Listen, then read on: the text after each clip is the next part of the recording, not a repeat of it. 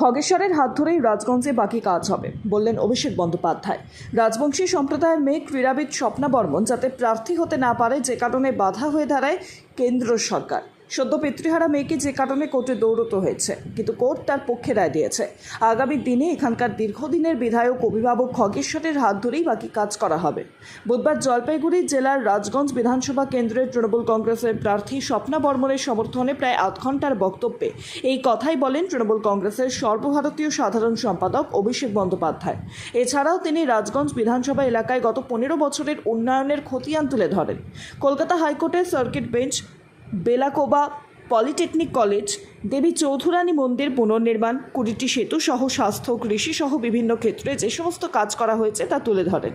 এছাড়াও রাজগঞ্জ বিধানসভা এলাকার কতজন লক্ষ্মীর ভাণ্ডার, বাংলার আবাস যোজনা, খাদ্যসাথী, কৃষক বন্ধু, যুবসাথী, রূপশ্রী পেয়েছেন তাও তুলে ধরেন। অন্যদিকে গত 12 বছরের বিজেপির ক্ষমতায় থেকে কি করেছে প্রশ্ন করেন তিনি। সেই সাথেই তিনি দাবি করেন গরিব মানুষের থেকে নিচ্ছে মোদি, অন্যদিকে মমতা গরিব মানুষকে দিচ্ছেন। একই সাথে তিনি আরও বলেন, নোটবন্দি, এসআইয়ের গ্যাস সব কিছুতেই সাধারণ মানুষকে লাইনে দাঁড় করিয়েছে কেন্দ্রীয় সরকার, তাই লাইনে দাঁড়িয়েই তাদের জবাব দিতে হবে।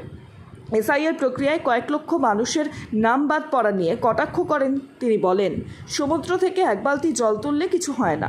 বাংলার মানুষ তৃণমূলের সাথে আছে, তাই তৃণমূলেরই জয় হবে।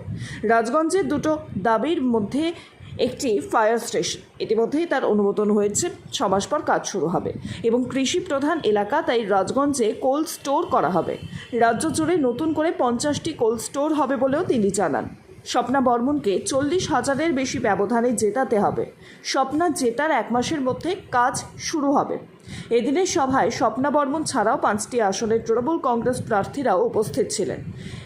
এদিকে এদিন সভা শেষ হতেই শুরু হয় বৃষ্টি, আর যে কারণে সভায় আসা কয়েক হাজার মানুষ আটকে পড়েন।